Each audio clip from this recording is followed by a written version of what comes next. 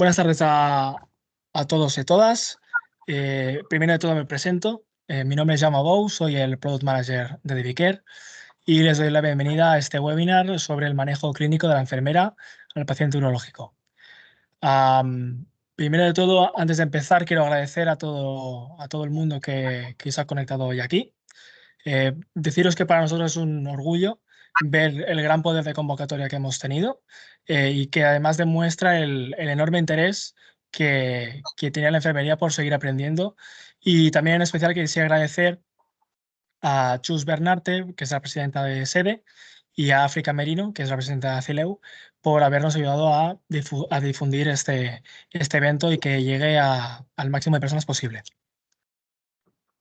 Antes de repasar el programa, que podéis ver en pantalla, sí que me gustaría agradecer, primero de todo, a las personas que han podido asistir hoy, a las ponentes que van a asistir hoy y que van a presentar, por su enorme dedicación para que este evento sea posible y para que nos puedan contar su experiencia en el cuidado de los pacientes. La primera en presentar, como veis en el programa, será Cruz Gago. Cruz es una enfermera estomaterapeuta del Hospital Montecelo de Pontevedra. Es la supervisora de urología del hospital desde hace más de 30 años y es una experta formada y con experiencia en el cuidado de los pacientes estomizados. Tiene un máster en coloproctología y estomaterapia. Y además tengo el placer también de decir que forma parte del comité científico del concurso de casos clínicos de DeviCare para enfermería. Que aprovecho para decir que se ha abierto convocatoria, se ha adelantado convocatoria y se cerrará el día 30 de junio, ¿vale? Se ha atrasado. Cruz hablará, como veis, en primer momento sobre el manejo de los pacientes ostomizados y posteriormente también explicará el estudio que estamos llevando a cabo actualmente con Canoxidin para este tipo de pacientes. Después también hablará en el manejo postquirúrgico de los pacientes y presentará los resultados por primera vez del estudio de Urogelus para pacientes con estomas también. Además, contaremos con la colaboración de Beatriz Crespo y de Flor Avilleira. Flor es también del Hospital Montecelo de Pontevedra, es estomaterapeuta de planta digestiva y es especialista en desórdenes intestinales y nos hablará del uso de Urogelus para la incontinencia fecal. Por último, Beatriz, que también intervendrá para hablarnos sobre el uso de Urogelus en pacientes con úlceras, presentará el manejo de los pacientes con incontinencia y nos hablará del estudio de Nodorin en ese tipo de pacientes también con incontinencia fecal. Deciros que para la media hora final dejaremos un turno de preguntas que podéis contestar vía chat o si queréis decirlo, digamos, de voz, podéis alzar la mano en las herramientas que tenéis arriba y iremos contestando cada pregunta de forma continua. Así que gracias de nuevo a todas por asistir a este evento y sin más voy a dar paso a Cruz y doy comienzo al webinar. Cruz, cuando quieras. Vale. Ya, yo soy... Te oímos muy flojito, Cruz. A ver, ¿me escucháis un poco mejor? No te oímos, Cruz. Nada. ¿No escuchas nada? Tendrás que desconectarte los cascos. ¿Es ahora mejor? Ahora te escuchamos perfectamente. Vale. Vale, yo soy Cruz, ya me presento Jaume y lo que voy a hacer es dar un poco mi experiencia tanto con el Urogelus como con el Canoxidin.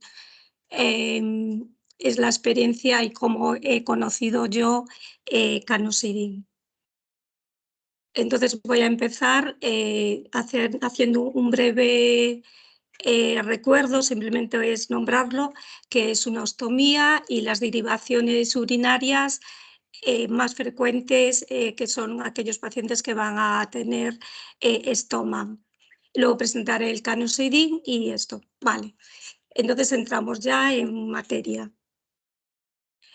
Como sabéis, una ostomía es una derivación quirúrgica de una víscera para que aflore en la piel en un punto distinto del orificio natural. Yo solo me voy a centrar en estas dos, que realmente son dos, porque son las que van a tener catéteres. En la ureterostomía bilateral y la ureterostomía tipo Bricker. La ureterostomía cutánea puede ser unilateral. Bueno, voy a hacer las técnicas de derivación urinaria. Sí, pasa, Jaume. Las técnicas utilizadas para que la orina fluya desde los riñones hasta el exterior a través de un recorrido que no corresponde con el fisiológico y esta puede ser de una forma parcial o total. Esto es lo que es una derivación urinaria. Y las vamos a clasificar en temporales y permanentes. Las temporales son, como todas conocemos, la sonda vesical, la nefrostomía percutánea, la sonda suprapúbica. Y las permanentes, lo que os decía, vamos a centrarnos en la ureterostomía cutánea y la ureteroiliostomía cutánea tipo Bricker. La ureterostomía cutánea es una derivación directa de uno o varios uréteres a piel. Puede ser bilateral, cuando los dos uréteres van a piel y están separados a ambos lados del abdomen, y unilateral cuando solo un uréter va a piel. Como veis aquí, como no existe pezón porque no se ha utilizado el tiempo intestinal, el estoma tiene que estar siempre cateterizado. Esto puede dar lugar a infecciones, a estenosis del estómago si no está cateterizado, a insuficiencias renales y puede obstruirse el catéter. Y luego tenemos el tipo Bricker, que es Jaume pasa. La ureteroiliostomía cutánea incontinente, que es el Bricker. El Bricker consiste en aislar un segmento de ilion aproximadamente sobre unos 20 centímetros para crear un conducto ilial al cual se abocarán ambos uréteres. Pasa, por favor. Para dar lugar a un pezón o tetón por el cual va a salir la orina. ¿Pasa? Vale. Y la otra técnica donde vamos a tener también catéteres es la nefrostomía percutánea, que es una técnica de derivación urinaria externa que consiste en colocar un catéter a través de la pared lumbar para comunicar la pelvis renal con el exterior. Y se realiza para solucionar problemas obstructivos que van a dificultar el recorrido de la orina, produciéndose un acúmulo de la misma en el riñón, dando lugar a una hidronefrosis. Puede ser temporal o permanente. ¿Puedes pasar? Aquí veis cómo se pincha el riñón, donde queda la nefrostomía, y veis los cálixes renales. Hasta aquí un poco el repaso que todos conocéis de lo que es un estoma y de los catéteres que vamos a utilizar. Simplemente quería hacer un breve recuerdo para entrar ya en el canosidin. Vale, el canosidin es un producto que inhibe la cristalización. Quedaros un poco con esto que os digo porque después al final lo vamos a retomar, pero creo que es importante en esto que inhibe la cristalización. ¿Puedes pasar? Gracias a la combinación de metiofitina, que tiene metionina y fitato, a la tobromina, que permite reducir las complicaciones derivadas del uso del dispositivo en los estomas. El fitato inhibe la cristalización, sobre todo de hidroxiapatita y oxalato cálcico. Estas se suelen estar presentes cuando las orinas son alcalinas. Y la teobromina inhibe la cristalización de ácido úrico y de cristales de urato, que también suele estar presente, sin embargo, cuando las orinas son muy ácidas. La L-metionina acidifica la orina para evitar la cristalización de hidroxiapatita sobre la superficie del dispositivo urológico. Por eso va a contrarrestar la alcalización causada por las bacterias ureasa positivas que se adhieren al dispositivo urológico. ¿Cuáles serían las indicaciones de Canosirin? Bueno, las indicaciones de Canosirin, aquí, como veis, está en pacientes en lista de espera para una intervención quirúrgica de litiasis. Estos pacientes normalmente son portadores de catéteres ureterales. Durante 15 o 30 días, este catéter o nefrostomía se puede calcificar y entonces por eso se suele dar Canosirin para prevenir. Después también en pacientes con trasplante de riñón, en los que también aparece el catéter J, lo mismo.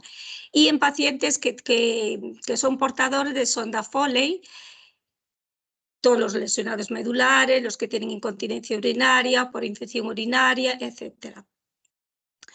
Y por último tenemos a los pacientes que son portadores de estomas, que aquí es donde quizá más lo vamos a ver. Puedes pasar. Vale. Ahora yo os voy a explicar los casos y la experiencia que tengo con el Canosirin. Vamos a ver. Vale. Como yo, no pases todavía. Me voy a parar un ratito. Como yo he contactado con Canosirin. En el hospital, los urólogos empezaron a recetar Canosirin para aquellos pacientes que eran en el posoperatorio, eran portadores de un catéter J. Y si iban a casa, pues durante 15 o 20 días, o incluso un mes o 2 meses, hasta 3 meses pueden tenerlo, para evitar que se calcificaran esos catéteres. Entonces yo sobre todo tenía 2 pacientes que eran unos casos horrorosos. Los pacientes tenían muy mala calidad de vida, lo estaban pasando muy mal, con muchísimo picor, constantemente cada semana tenían que venir. Entonces se me ocurrió. Entonces digo, vamos a ver si el Canosirin evita la formación de las incrustaciones de los catéteres, pues a lo mejor actuando sobre la piel, también actuando sobre la orina también puede ser. Entonces, lo que hice fue analizar el pH de la orina, que más adelante os diré, y para que entremos un poco en contexto. Y os presento a este paciente. Como veis, en la primera foto está el estoma totalmente cubierto de cristales, son cristales de oxalato cálcico, y yo lo que hacía era los limpiaba cada semana con el bisturí. En la última fotografía veis que todavía hay restos de quemarlo con el nitrato de plata. Por encima el paciente sí que tomaba Sintrón, o sea que me sangraban mucho y era muy complejo. Y la otra cosa es que estaba apareciendo una estenosis del uréter, porque de una estenosis del estómago, porque se estaba cerrando, los granulomas estaban cerrando el estómago. Puedes pasar.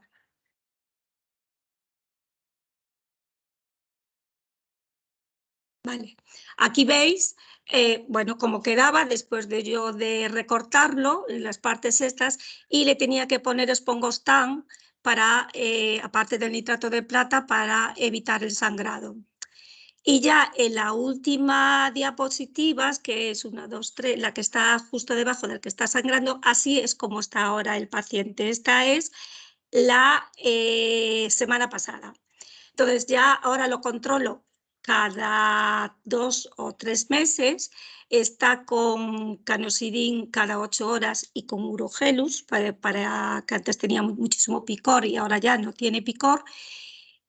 Tenía una orina de 8, de un pH de 8, o sea que era una orina alcalina, y actualmente tiene una orina de 5,5, o sea que está en el nivel óptimo de para que sea igual a la piel, para que su pH sea igual al pH de la piel. Siguiente.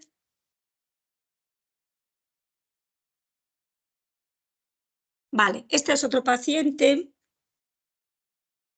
que, como veis, pues mirar cómo estaba la piel peristomal, era horrible, tenía muchísimo picor, estaba sucia, era horrorosa, la orina igual le olía horrible, y en la fotografía de al lado veis cómo está actualmente. Esto de una a la otra han pasado 2 meses y ahora está perfecto.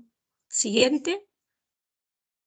Vale, este es otro paciente que estaba ya en lista de espera para ser intervenido de nuevo porque el estómago se le estaba estenosando.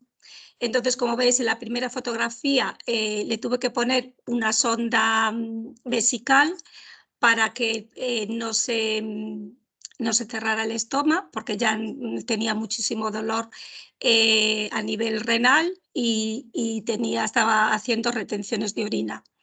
Como veis en la tercera fotografía, esta sonda, tal como la veis, todo eso son cristales. Todo lo que veis encima de la gasa son cristales y la sonda totalmente calcificada. Eso fue a los 15 días de colocarle la sonda. Como la sonda no había forma de poder colocársela porque se cristalizaba constantemente, pues lo que hice fue, que es la fotografía del medio, fue colocarle una cánula de silicona, porque así le enseñaba un poquito al paciente a colocársela, y así el paciente se lo colocaba él en su casa y evitamos la estenosis. ¿Pasa? Vale. Actualmente el paciente ha salido de la lista de espera y la fotografía de la derecha es la que veis cómo está. Nada, no tiene nada de cristales ni tiene absolutamente nada. El pH ya es de 6 en este caso y eran cristales también de oxalato cálcico. ¿Pasa? Esto sería, el de la derecha es una nefrostomía, como veis también totalmente calcificada. Y el del medio es un catéter mono-J de una cutánea, que también ves que está calcificado en el medio y al final de todo en donde hace el pigtail. Pasa. Vale, entonces deciros que al analizar el pH de la orina, el pH es una unidad de medida que nos indica el grado de acidez de una solución. El pH de la orina de una persona sana oscila entre 5 y 6, que es un pH ligeramente ácido, y el pH de la superficie de la piel sana es ácida, con un pH entre 4 y 6. Entonces, para evitar que aparezcan estas complicaciones en la piel, tenemos que mantener el pH a unos niveles óptimos de seguridad. Un pH con tendencia ácida igual a la superficie de la piel. Si la orina es de carácter alcalino, con un pH superior a 6,2 va a precipitar la formación de cristales de oxalato cálcico y fosfatos y de estracita. Y si la orina es de carácter ácido, con un pH inferior a 5,5, va a favorecer la aparición de cristales úricos y de cistina. Por eso tenemos que mantener el pH en su nivel de seguridad. Con canosedin conseguimos mantener el pH en niveles óptimos de seguridad. Son orinas más claras, ya no huelen y el paciente está encantado. Entonces ahora ya os voy a presentar el estudio que estamos llevando a cabo. Es un estudio que todavía está haciéndose, todavía no se ha acabado, todavía estamos recogiendo a los pacientes. Aquí veis las que estamos bueno, las que estamos en el estudio, y estamos realizando el estudio y somos varios hospitales, como veis. Somos 5 enfermeras estomatoterapeutas. Y el contenido, voy a presentaros los objetivos, el diseño y la experiencia personal. Pasa. Vale. ¿Cuál es el objetivo principal de Canosedin? El estudio, en este caso, es evaluar el estudio de la piel periostomal antes y después del tratamiento de Canosedin. Utilizamos la escala SACS para medir las fotografías y observar si hay una mejora en la clasificación de las lesiones peristomales. Los objetivos secundarios van a analizar la concordancia entre los resultados obtenidos en la escala SACS y los hallazgos clínicos de las lesiones peristomales. También vamos a analizar la mejoría en la calidad de vida de los pacientes ostomizados mediante la escala de LQI y también la seguridad, la tolerabilidad y la aceptación del producto por parte de los pacientes. Pasa. El diseño. Tenemos 3 visitas. Entonces, en la visita 0 se entrega el consentimiento informado y la autorización del paciente para poder participar en el estudio. Le damos el tratamiento y se va a su casa. En la visita 2, que sería a los 30 días, ya es cuando hacemos toda la revisión que vamos a ver a partir de ahora. Y al final sería la visita 60. En duración de este estudio es de 2 meses y el total de pacientes serían 30 pacientes. La población serían, los criterios de inclusión eran pacientes mayores de edad y pacientes con lesiones peristomales documentadas. El criterio de exclusión sería pacientes con enfermedades graves o complicaciones médicas que pueden interferir en la evaluación de las lesiones periestomales y aquellos pacientes que habían recibido anteriormente ya que estaban a tratamiento con canosidin. Y como ya os dije, las enfermeras somos 5 enfermeras estomatoterapeutas. Vale. La escala SACS era con la que medíamos, os la voy a explicar así un poco por encima, cómo utilizábamos la escala SACS. Creo que todas más o menos la conocéis, pero es un poco repasarla. Realizamos la evaluación y la clasificación de las lesiones de la piel peristomal. En el primer paso evaluamos y clasificamos la lesión, sería entre L1 y LX. Y entre L1 y LX, y luego el segundo paso identificamos la localización de la lesión, que sería entre T1 y TV. Como veis, normalmente casi todas iban a ser todos los cuadrantes, porque si veis la lesión de los granulomas y todo esto y los cristales úricos están en el centro, que es donde está TV. Y el tercer paso sería ya identificarla con una fotografía. Siguiente. Vale. El T1 sería en el cuadrante peristomal superior izquierdo, el 2 en el inferior izquierdo, el 3 cuadrante peristomal inferior derecho, y ya T1V cuadrante peristomal superior derecho y TV, que era yo lo que os decía, sería todos los cuadrantes peristomales. Siguiente. Vale. Luego también utilizábamos la escala del Eurocol, como sea. Y esto es como un termómetro, que es un cuestionario de calidad de vida. Es un cuestionario muy sencillo y mediante como si fuese un termómetro de autoevaluación del estado de la salud, sería el mejor estado de salud sería 100 y el peor estado de salud sería 0. Entonces el paciente nos iba diciendo, nosotros corríamos la barra y ahí se reflejaba su estado de salud. Siguiente. Vale, la siguiente escala es la LQI, que nos mide el índice de calidad de vida en dermatología y se calcula sumando la puntuación de cada pregunta y da como resultado un máximo de 30 y un mínimo de 0.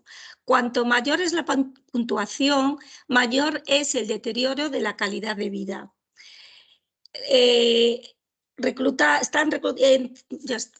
Un poco os voy a decir algunas de las preguntas que le hacíamos, como es, ¿ha tenido picor, dolor o escozor en la piel que rodea el estómago? ¿Siente vergüenza o ha sentido cohibida a causa de sus problemas en la piel que lo rodea? Bueno, vais viendo normalmente todas las preguntas que le habíamos hecho.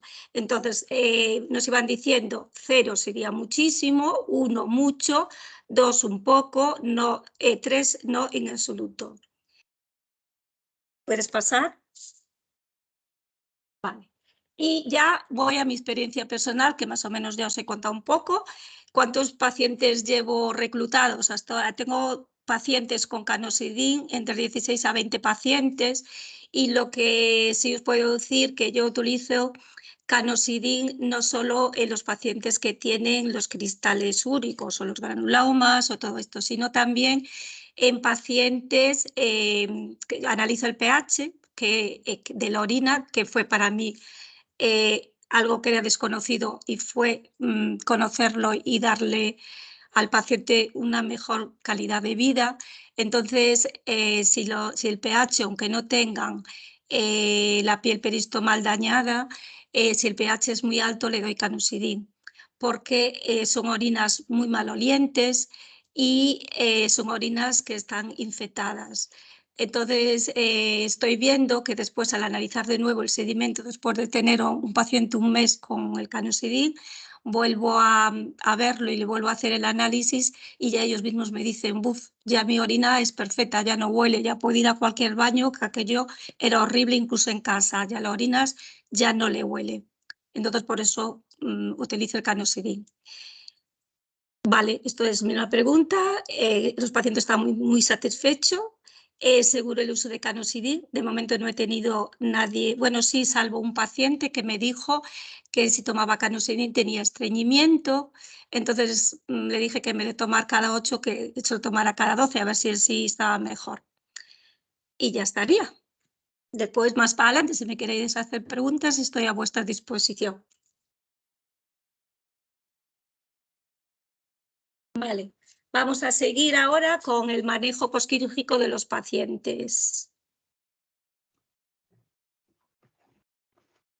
Vale, pasa.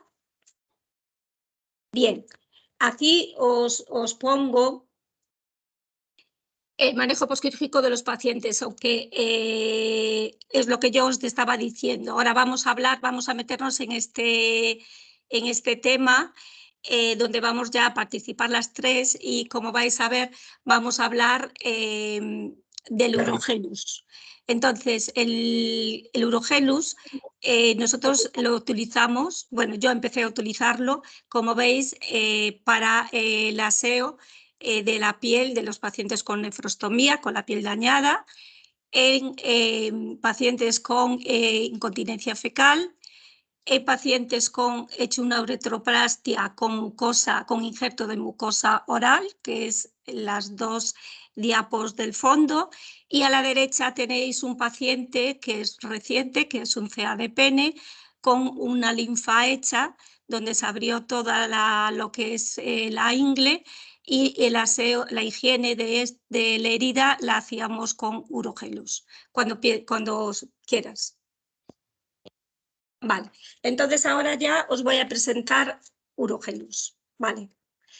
Es un gel urológico que ahora ya no es tan urológico, ya creo que De Vicker va a tener que cambiar eso de urológico, y recomendando para todo el mundo y respetuoso con el pH de la piel. Siguiente. Es un gel íntimo, es calmante, refrescante y repara la piel. Aunque ayuda a la cicatrización de las heridas, sean o no sean urológicas. Y ya nada más, para adelante. Vale. Os voy a decir un poco qué es lo que está formado, qué es lo que fue la composición del urogelus. El urogelus está compuesto por 1% de aceite de árbol de té, por terpinenol, que le confiere un efecto antibacteriano, antifúngico y antivírico, por alga-omega, que es una combinación de algas que ayuda a reparar el tejido dérmico, y contiene también extracto de manzanilla, que va a actuar como un antiinflamatorio, es calmante y es refrescante. Siguiente. Bueno, esto ya lo he dicho. Vale. Pacientes, ¿cuándo lo indicamos? En pacientes post-intervención quirúrgica, en este caso aquí estaría urológica, pero ya os he dicho que no me queráis. En este caso, nosotros lo empezamos a utilizar siempre a los posquirúrgicos, en la fimosis, en las radicales de próstata, en todo lo que tenía que ver con los genitales. Entonces, como vi que iba bien, pues decidí un poco probarlo en las amputaciones abdominopélvicas, en el periné, y vi que iba genial. Entonces hablé con mi compañera de cirugía, que es Flor, y le comenté, porque ellos como tienen muchos casos de incontinencia fecal y todo esto, que sí le apetecía probarlo. Y lo probó y ellos van a contar su experiencia. Entonces, pasa, por favor. ¿Cómo lo empleamos? Bueno, pues puede usarse a diario y tantas veces como sea necesario. Por ejemplo, una persona que tenga una colitis ulcerosa o que tenga una incontinencia fecal y quiere ir al baño a asearse, se puede asear con él tantas veces como sea necesario. Yo siempre le digo que apliquen una pequeña cantidad, mínima cantidad. Por ejemplo, para los estomas le digo que se apliquen una pequeñita cantidad en el dedo y que se lo pasen alrededor de la piel peristomal, y ahí después se deja con un poquito de agua y se deja actuar entre 2 a 3 minutos. Es muy importante que aclarar bien. Siguiente. Vale, y aquí ya doy paso a mi compañera Beatriz, que ella también, como veis, urogelo lo hemos probado en todos los casos y los ha probado en las úlceras de vasculares. Cuando quieras, Beatriz. Pues sí, efectivamente. Yo después de ver los efectos del urogelus en las irritaciones periestomales y en las incontinencias urinarias y fecales, pues se me dio por probarla en un paciente con un linfoedema y que tenía pues la piel tremendamente irritada porque tenía mucho exudado. Y en la primera foto veis, bueno, este señor lleva haciendo curas mucho tiempo porque ahora apenas tiene úlceras, la pierna era toda una úlcera, fue cicatrizando poco a poco, pero me persistían unas pequeñas úlceras que por su exudado no acababan de cicatrizar. Tenía la piel muy macerada, le picaba y le molestaba un montón al paciente. Empecé a utilizar el urogelus, como dijo Cruz, lo aplicaba sobre la piel, como hacemos la limpieza normal de una herida, con una esponja, aplicaba bien, lo enjuagaba muy bien con agua y en una sola semana la evolución es la segunda foto que veis. La piel se me regeneró perfectamente y bueno, desde esto estoy utilizándolo para el aseo de las úlceras, de la piel periostomal y de la úlcera y me va perfecto, o sea, estoy muy contenta.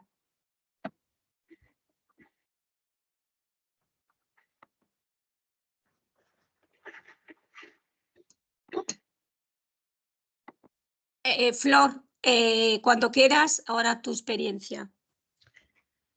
Hola, bueno, yo soy Flor, también compañera de Cruz y de Bea en el Hospital de Pontevedra.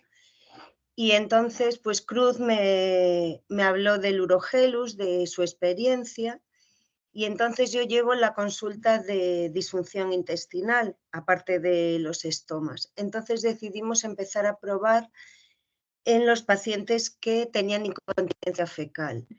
Estos pacientes tienen unas irritaciones, veis ahí esa foto, es una irritación muy molesta, con muchísimo picor, porque tienen múltiples deposiciones al día y a pesar de que intenten estar limpios todo el tiempo, la irritación es enorme.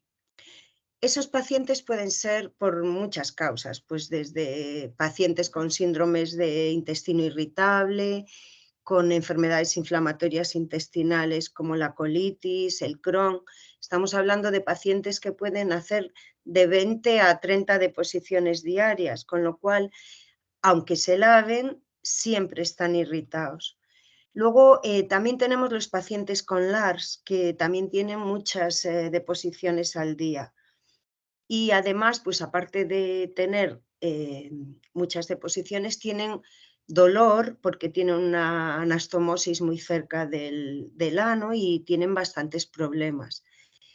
También lo probé con pacientes de disfunciones del suelo pélvico, que pueden ser pacientes que tuvieron desgarros, lesiones obstétricas, que tienen incontinencia por esas lesiones. Y también tengo pacientes en mi consulta de lesiones del sistema nervioso central, Por ejemplo, pueden ser espinas bífidas, mielomeningoceles, accidentes en los que haya habido un traumatismo del sistema nervioso central, entonces tienen también incontinencia fecal, y otras causas como podrían ser la diabetes, que también les acaba produciendo pues una disminución de la sensibilidad y pueden llegar a tener incontinencia. Lo empezamos a usar y la verdad que el feedback que ellos me dan es muy bueno. Les alivia muchísimo el picor, sobre todo. Y como lo pueden usar todas las veces al día que quieran, pues yo lo recomiendo igual. Que se apliquen un poco, primero que se laven el resto de heces. Se apliquen el gel y lo tengan ahí unos minutos y después se lo enjuaguen o simplemente se pasen un pañito. No hace falta que tampoco se lo enjuaguen en el periné, no hace falta que lo enjuaguen tanto. En los estomas sí que hay que enjuagarlo más porque luego tenemos que pegar el dispositivo. ¿Qué me dicen a mí los pacientes? La verdad que tengo muchos pacientes ya que le recomiendo Urogelus y pues tengo una paciente que me dice, es que sin el gel no puedo vivir. Estamos hablando de unas 20 deposiciones al día, aparte de las otras medidas que le damos para intentar disminuir el número de deposiciones, pero acaba regenerándoles la piel, pues el árbol de té le regenera súper bien y la diferencia en el picor es muy importante. No tengo ahora fotos objetivas, es decir, estoy hablando desde una versión subjetiva de lo que ellos me dicen, porque no tengo fotos de los perines curados, pero os puedo asegurar que tengo un número de pacientes ya muy elevado en el que están muy contentos y mejoraron muchísimo su piel. Y si no, por lo menos le alivia en ese momento un montón. Luego se pueden aplicar también una crema barrera con zinc para que le aísle la piel, pero el lavado les alivia mucho. Y bueno, en incontinencia fecal esta es mi experiencia. Gracias a todos por estar ahí.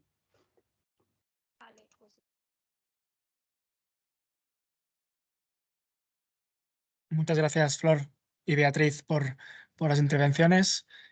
La verdad es que es un placer escucharos y ver cómo explicáis vuestra propia experiencia, los pacientes. Y ahora damos paso a Cruz de nuevo para hablar sobre los resultados del estudio de Eurogelus, que son resultados que se van a mostrar hoy por primera vez, ya que el estudio finalizó hará cosa de un mes y vamos a mostrarlos por primera vez. Así que cuando quieras, Cruz.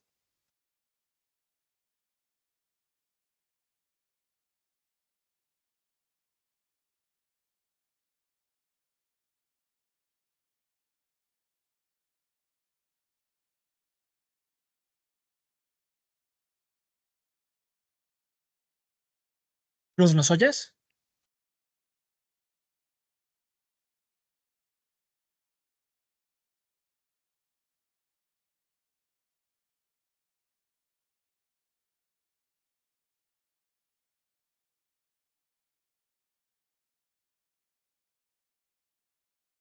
Cruz.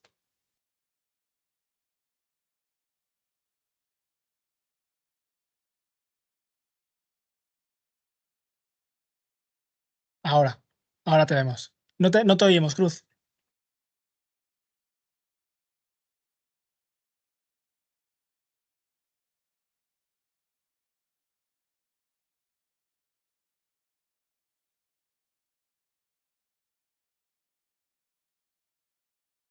¿Ves a la configuración si has tocado algo del ordenador?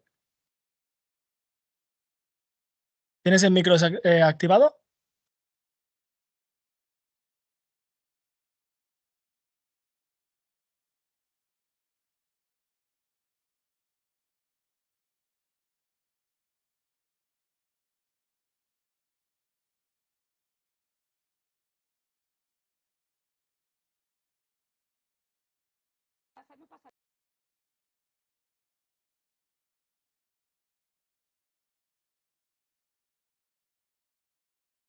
Ahora sí.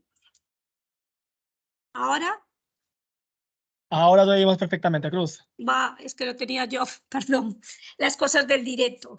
Sí, sí. Tranquila, tranquila, no Vale. pasa nada. Vale, vale, pues ala, lo que decía, voy a presentaros ya el estudio del que hemos hecho con el Urugelus y como veis somos todos estomaterapeutas gallegas. Somos 5 estomaterapeutas de Galicia, de Pontevedra, de Ribadumia y de Coruña, cuando quieras. Vale, consta igual que el otro, lo que es objetivo, diseño, resultados y conclusiones. El objetivo principal del estudio era medir la intensidad del picor en pacientes portadores de estomas. Para ello se utilizó la escala ISS que mide la intensidad del picor. Con dos escalas, son dos escalas analógicas, visuales, que va la puntuación, va del 0 al 10. Entonces, le preguntábamos al paciente pues si era sin picor, picor ocasional, picor frecuente, picor constante, por la mañana, mediodía, tarde y noche, y él nos iba describiendo cómo era su picor. Después la otra parte era de que nos describiera el picor que sentía y era si era urticante, punzante, ardiente, molesto. Entonces los decía un poco, un absoluto, moderadamente o mucho. Así era un poco las respuestas del paciente. Luego utilizamos también el impacto del Urugelus en la calidad de vida de los pacientes a través de la escala del EQUID. Y la siguiente escala que hemos utilizado era el Eurocol, que es para medir el estado de salud general de los pacientes. Y después también utilizábamos, estudiábamos, le preguntábamos al paciente por el producto, si era seguro y si lo toleraban bien, y al final cómo era la percepción del paciente. Pasa. Vale, el estudio también consta de 3 visitas, la visita 0, visita 7 y visita 14. En la visita 0 lo mismo, le entregábamos el consentimiento informado y la firma y le explicábamos el objetivo del estudio y cómo iba a funcionar el estudio. Le dábamos el Urugelus y ya. Se programaban las 2 visitas siguientes a los 7 días y a los 14 días para evaluar si había mejoría en el prurito y la calidad de vida del paciente. La población del estudio los criterios de inclusión estaba compuesto por pacientes de ambos sexos, de diferentes edades y portadores de estomas que experimentaran prurito. El número de pacientes sería un total de 30 pacientes y los criterios de exclusión serían pacientes con enfermedades graves o complicaciones médicas que podrían interferir en la evaluación del prurito y la calidad de vida, y pacientes que previamente ya habían estado utilizando el Urogelus. Siguiente. Vale. Aquí, como veis, los resultados demográficos, vemos que la mayoría son hombres y con sobrepeso. La media por años es de 67,2 años y la edad mínima es de 49 años. Y la edad más alta en este caso es de 86. Siguiente. El tiempo de apertura, más de la mitad de los pacientes del estudio, si esto más había realizado aproximadamente, hacía 26 meses y la otra mitad menos de 26 meses. En cuanto al motivo de apertura, como veis, la gran mayoría sería por cáncer vesical y un 33% con cáncer de recto. Los demás es poco, el gráfico ya ves que es muy poquito. Siguiente. Mediante la escala de la intensidad del picor, la ISS, vemos el resultado. Entonces se puede apreciar la disminución del picor desde la primera visita a la última. Podemos también observar que en la visita 7 ya hay una pequeña mejoría con una disminución del 46% del picor. Y ya en la visita final, la 14, el paciente ya nos refleja un 62% menos de intensidad de su picor. ¿Pasa? En esta diapo podemos también observar que en 2 semanas vemos que es increíble, el 93% de los pacientes muestran una mejoría en el picor, que es muchísimo. Fijaos frente al 7% que no la mostraban. Siguiente. Vale. En esta gráfica vemos los resultados utilizando la escala de índice de calidad de vida, que es la DLQI. El test de DLQI es para medir los problemas que afectan a la calidad de vida dermatológica. Es un test que son de 10 preguntas y se mide sobre un rango de opciones que van de menos a más. Es decir, 0 sería no afecta en absoluto, 1 afecta un poco, 2 afecta mucho y 3 afecta muchísimo. El test tiene una puntuación máxima de 30 puntos. Las puntuaciones bajas indicarían que los problemas de la piel tienen menor efecto, es decir, que hay una mejor calidad de vida. Y las puntuaciones altas nos indicarían que los problemas tienen mayor efecto, es decir, que hay menos calidad de vida. En el gráfico podemos apreciar que los pacientes en la visita 0 tienen un efecto moderado en su calidad de vida. Pero ya en la visita 7, el 62% de los pacientes ya están mejor. Y en la visita 14, los problemas de la piel ya no afectan a su calidad de vida. Esta mejoría es de un 77,5%, que creo que es muchísimo. Puedes pasar. Aquí lo veis mejor. Como conclusión de todo esto es que de la visita 0 a la visita 14, el 90% de los pacientes mejoran en la calidad de vida que está asociados a los problemas dermatológicos. Siguiente. En esta vamos a utilizar, dale para atrás, el Eurocol, que es un test para medir el estado de salud general de los pacientes. Entonces, consiste en el estado general de los pacientes se puntúa de 0 a 100, siendo 0 el peor estado de salud imaginable y 100 el mejor estado de salud imaginable. Según el resultado del test, en la primera visita la media del estado de salud era del 60%, en la segunda visita, que sería la visita 14, era de un 80%. Esto supone una mejoría significativa en el estado de salud general de un 39% en solo 2 semanas de tratamiento. Sí. Si medimos esta mejora de calidad de vida en el número de pacientes, observamos que el 77% de estos pacientes sintieron una mejoría en su estado de salud general después de 2 semanas usando el Urugelus, frente al 23% que no observaron ninguna diferencia. Siguiente. Vale.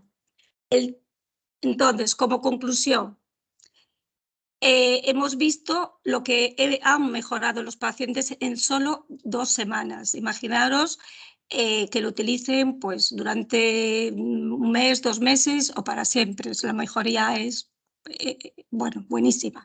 Aquí vamos a ver otro tipo de resultados y le preguntábamos cómo había tolerado bien el producto.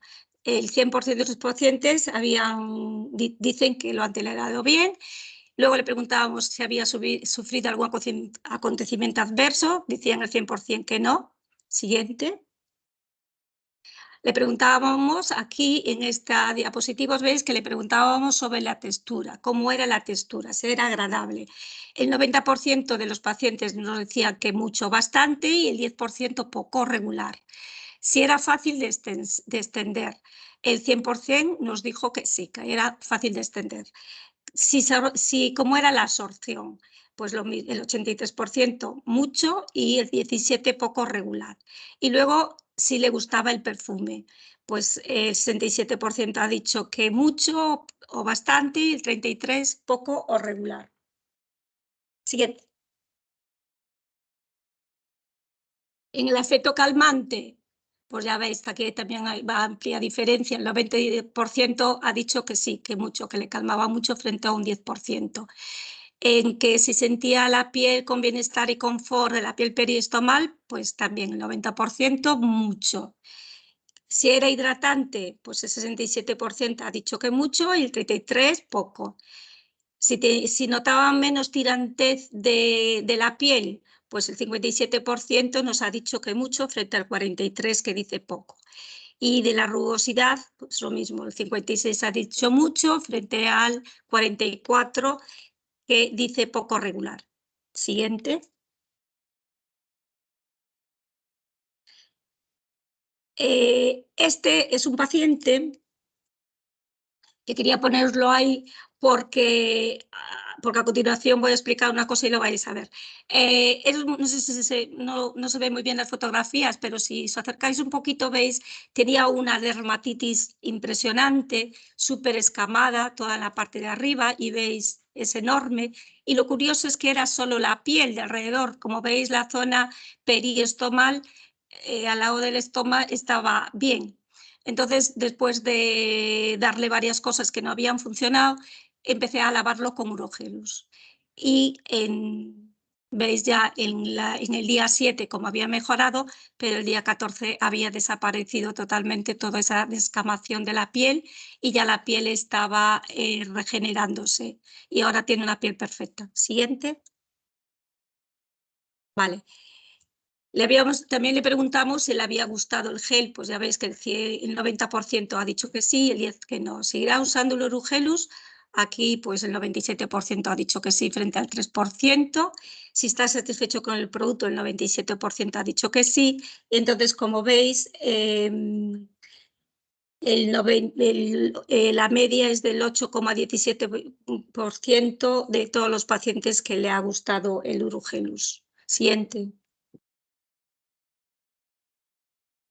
Como conclusión podemos ver que el efecto calmante del Urogelus, un 90% de los pacientes tienen un muy o bastante efecto calmante sobre el picor de ellos y es un gel que para ellos es muy agradable. Como conclusiones, el índice de masa corporal indica una prevalencia notable de sobrepeso y obesidad del 87% de los pacientes. Es importante que el paciente ostomizado debe de ser seguido siempre por una enfermera estomatoterapeuta.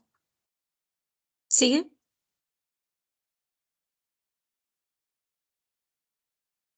Tiene el Urogelus, demuestra que también una disminución significativa en la intensidad del picor, como hemos visto, utilizando la escala de medir el picor a través de la escala ISS, que el 62% de los pacientes reducía la intensidad de su picor. Para la calidad de vida dermatológica de los pacientes a través del cuestionario de LQI también tenemos un 77% de mejoría. Y luego con el Eurocool la mejoría del estado general de la salud es de un 39% del estado de salud.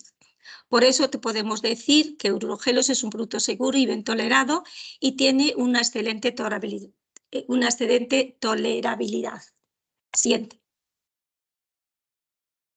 Es fácil de usar y cómodo, tiene un olor agradable y se extiende rápidamente, tiene buena textura. El 90% de los pacientes asegura que tiene muy buena adherencia y el 97% de ellos están satisfechos usando el producto. Proporciona una gran sensación de bienestar y confort de la piel periostomal, así lo refleja que el 90% de los pacientes reporta mucho o bastante sensación calmante, el 66% reporta bastante, mucho, bastante sensación de hidratación y el 56% reporta una disminución en la sensación de la tirantez y rugosidad de la piel. Es un producto cómodo y agradable de usar y ya estaría.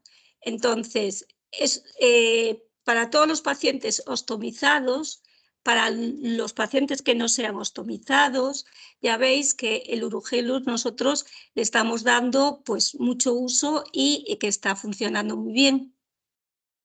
Ya estaría. Gracias.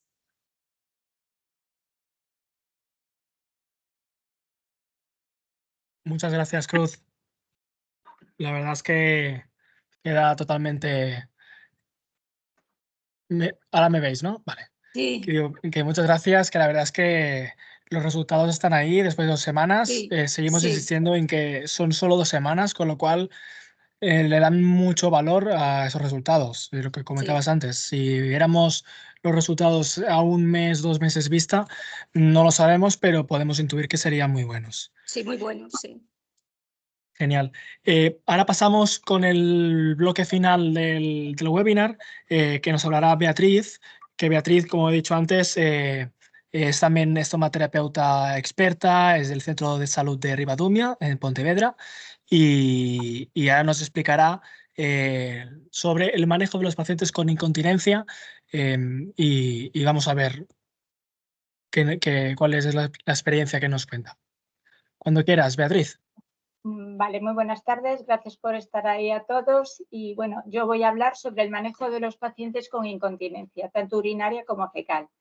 La incontinencia urinaria se define como una pérdida involuntaria de orina. Es más frecuente en mujeres que en hombres y su incidencia aumenta considerablemente con la edad, con la paridad y la menopausia. En España la prevalencia es de 24% en mujeres y 7% en hombres, aumentando en la vejez hasta un 50 y un 29% respectivamente. La incontinencia urinaria constituye un problema médico y social muy importante con una tendencia creciente, debido, entre otras razones, al envejecimiento de la población. Recientes estimaciones cifran en más de 200 millones los adultos con incontinencia, considerándola como uno de los síndromes geriátricos, tanto por su elevada prevalencia mayores de 65 años como por el impacto negativo que ocasionan en los ancianos que lo sufren. La incontinencia afecta a la esfera biológica, psicológica y social de la persona que lo padece.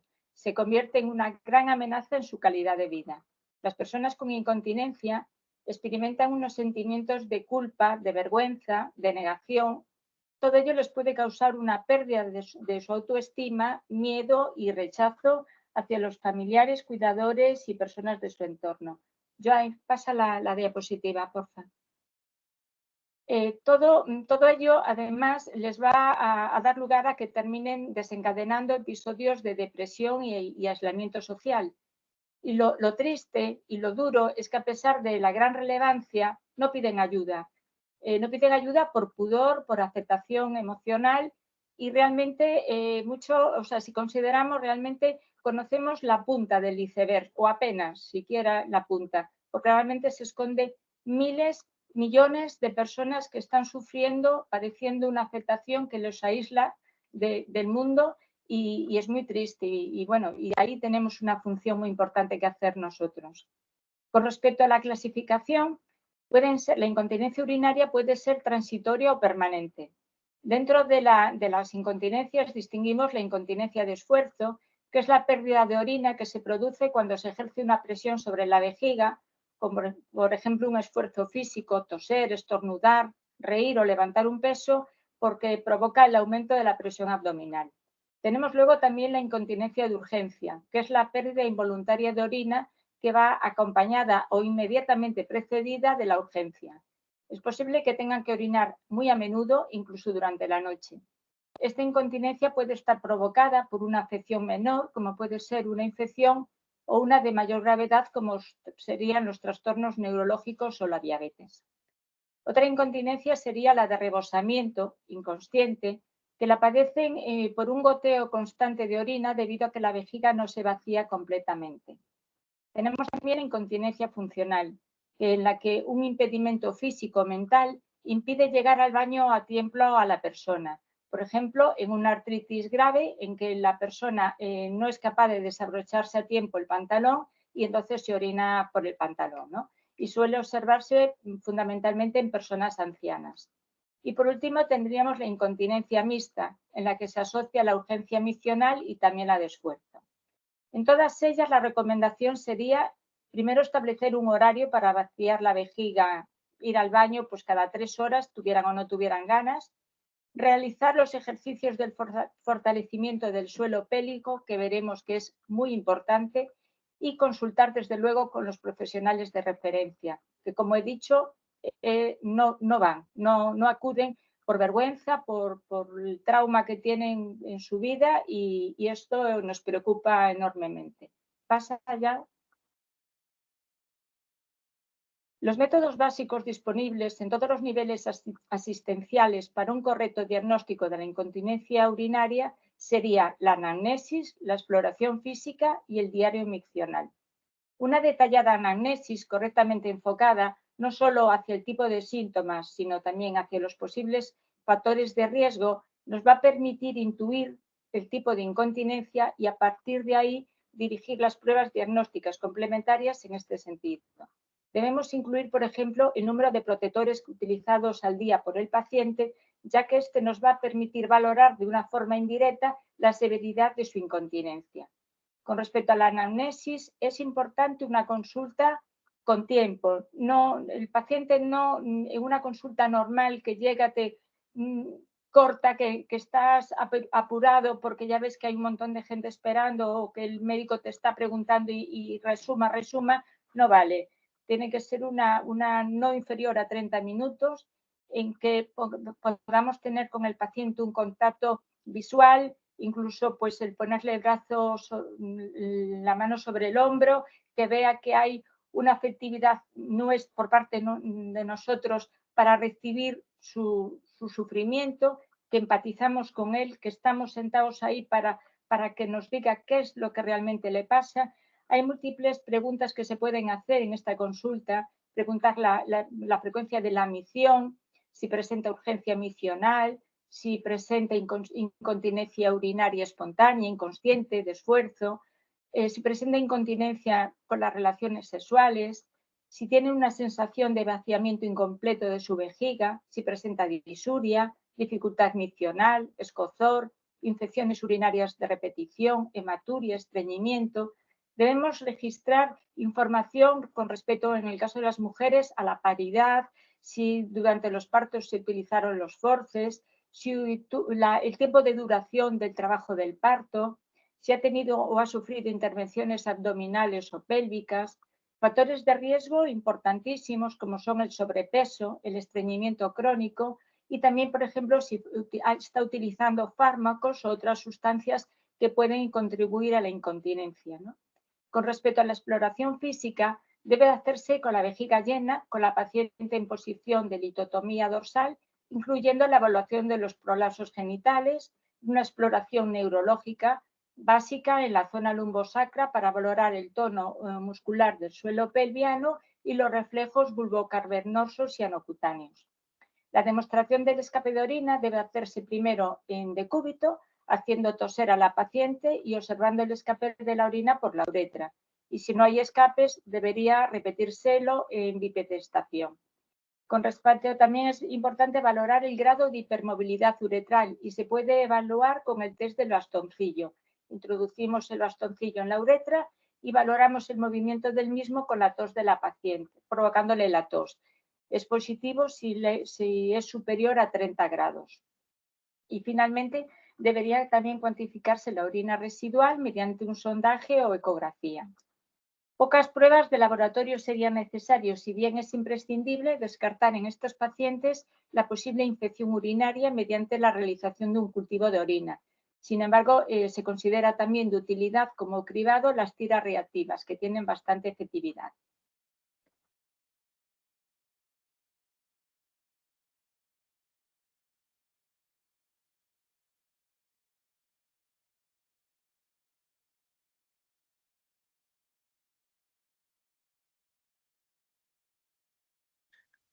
Beatriz, que te has desconectado el micrófono.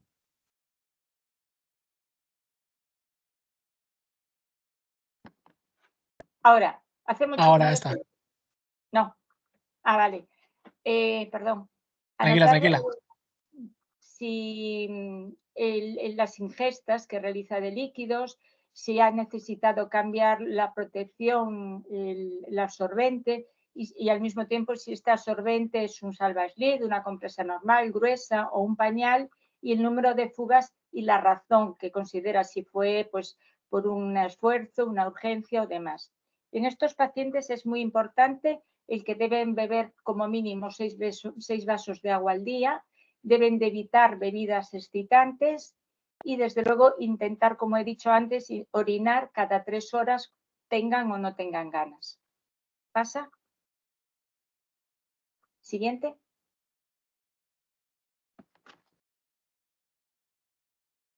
Con respecto a las pruebas complementarias, tendríamos el estudio urodinámico y las pruebas de imagen, como la videocisturotografía, la ecografía o la resonancia magnética, que en estos últimos años ha adquirido gran importancia en el estudio anatómico y funcional del suelo pelviano. En el tratamiento de la incontinencia se incluyen diversas alternativas que no son excluyentes y que a menudo van a ser complementarias. Para decidir el tratamiento más adecuado en cada paciente, no solo se debe valorar el tipo de incontinencia, sino también las condiciones médicas asociadas al paciente, la repercusión de la incontinencia, las preferencias del paciente y su tipo de vida, la aplicabilidad del tratamiento y el balance riesgo-beneficio de cada tratamiento. En el tratamiento, el primer eslabón terapéutico lo constituiría fundamentalmente las medidas higiénico-dietéticas y las técnicas de modificación de la conducta. Con respecto a ello, la dieta se recomendaría la pérdida de peso en las personas con incontinencia con sobrepeso, ya que además existe una relación directa entre el índice de masa corporal y los diferentes tipos de incontinencia urinaria. Los alimentos y bebidas no recomendados porque irritan la vejiga serían las comidas muy condimentadas, cítricos y zumos, sus zumos, productos elaborados a base de tomate, edulcorantes artificiales y las bebidas gaseosas. Los líquidos, se le recomienda una ingesta adecuada de líquidos para el correcto funcionamiento del aparato urinario. Muchas veces estos pacientes limitan los líquidos pensando que con ello van a tener menos incontinencia, pero realmente lo que consiguen es empeorarlo, ya que al aumentar la concentración de la orina van a provocar la irritación de la vejiga y van a dar lugar a más incontinencia. Realmente solamente se deberían limitar los líquidos a 2 horas antes de acostarse, ¿no? Para no tener tanta pérdida o levantarse tantas veces de noche. Con respecto al consumo de la cafeína y el alcohol, la cafeína incrementa la actividad de la vejiga y va a ejercer como un efecto diurético, y el alcohol es un agente también irritante y puede aumentar la frecuencia de la micción. El segundo eslabón sería el tratamiento farmacológico, que va a ser específico para cada tipo de incontinencia urinaria, utilizándose anticolinérgicos e inhibidores de la captación de la serotonina. Y por último estarían las técnicas quirúrgicas, que tienen un papel ante el fracaso de los tratamientos conservadores o frente a incontinencias urinarias severas. Es muy importante también en el tratamiento los aspectos emocionales, tener en cuenta la situación emocional del paciente. Por ello, recomendaría el afrontar la situación, hablar con ella desde el primer momento con sinceridad, transparencia, sin hacerle sentir culpable, aumentar su autoestima y felicitarle ante los logros para conseguir motivarle, procurar que manifieste sus sentimientos, sus percepciones y sus miedos, y explicarle todos los procesos, incluidas las posibles sensaciones que puede experimentar durante los cuidados y los detalles de cualquier procedimiento cuando esto sea necesario. Siguiente. Con respecto a la incontinencia fecal, es la pérdida del control de las evacuaciones, tiene como resultado el paso involuntario de las heces por el recto. La incontinencia fecal puede ser temporal o ocasional, como por ejemplo en el caso de que estés atravesando una diarrea, pero en otras personas puede llegar a ser permanente o recurrente. Existen 3 tipos de incontinencia, como sería la incontinencia por urgencia, la incontinencia pasiva y el ensuciamiento fecal. Además, según las características del contenido, se subdividía en incontinencia a gases, a heces líquidas o a heces sólidas. Las consecuencias de todo ello y que también ocurren en la incontinencia urinaria sería una gran dependencia por parte del paciente de necesidad de saber dónde está el baño, de vivir a expensas del baño. Una importante preocupación por su función intestinal y desde luego también, y en el caso de la urinaria, por la vejiga.